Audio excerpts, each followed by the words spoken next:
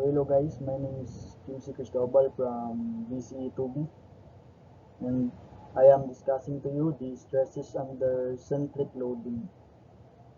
So what is this? It means that a uniform distribution of stress is possible only if the line of action of the concentrated loads P and P prime passes through the center of the section considered.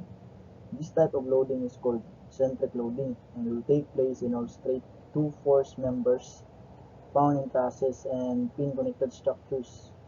So in short, we're just finding the magnitude P that passes through the center. So we are calculating for the magnitude P given that given all the stresses. So for example, steel pipe of 300 millimeter outer diameter is fabricated from 6 millimeter thick plate by welding along a helix that forms an angle of 25 degrees.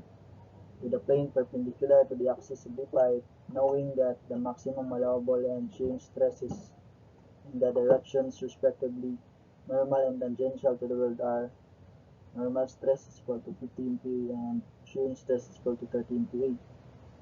Determine the magnitude P of the largest axial force that can be applied to the pipe. So here's the drawing for that problem. So here's the weld here, as you can see, this area, and this is the angle here, is equal to 25 degrees, and then the thickness of the weld which is equal to 6 millimeter. After that, we'll write all the given informations from the problem. So the outer diameter which is equal to 300 millimeter. So convert into meter, this is 300 millimeter divided by 1000, that is 0.3 meter. The outer radius, so outer diameter over 2 is equal to 0.3 meter over 2 is equal to 0.15 meter.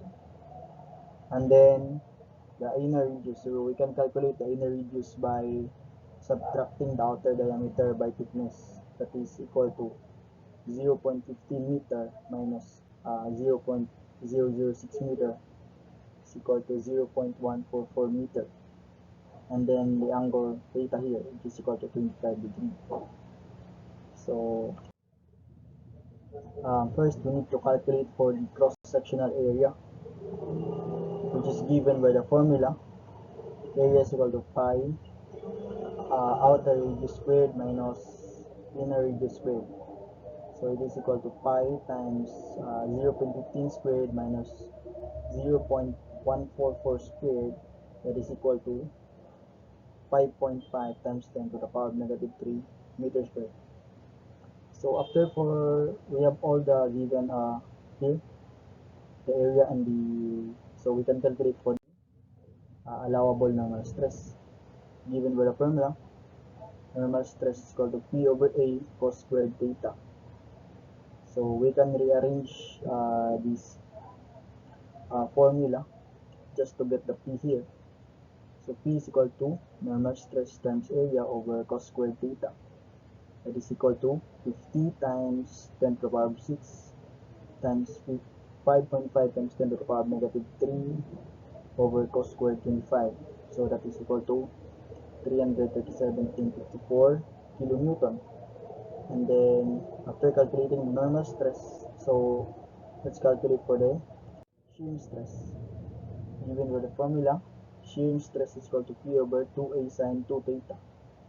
So again, we can rearrange the formula to get the magnitude P here. So that is equal to P is equal to 2A times the shearing stress over sine 2 theta.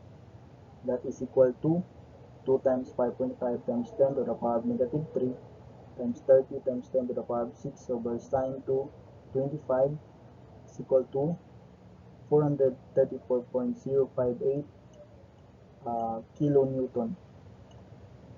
So to be safe, the least value of P must be chosen to satisfy the allowable limits of both shear and normal stresses.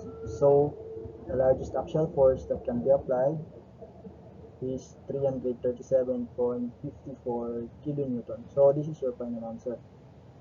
5. So we're getting the least value of p.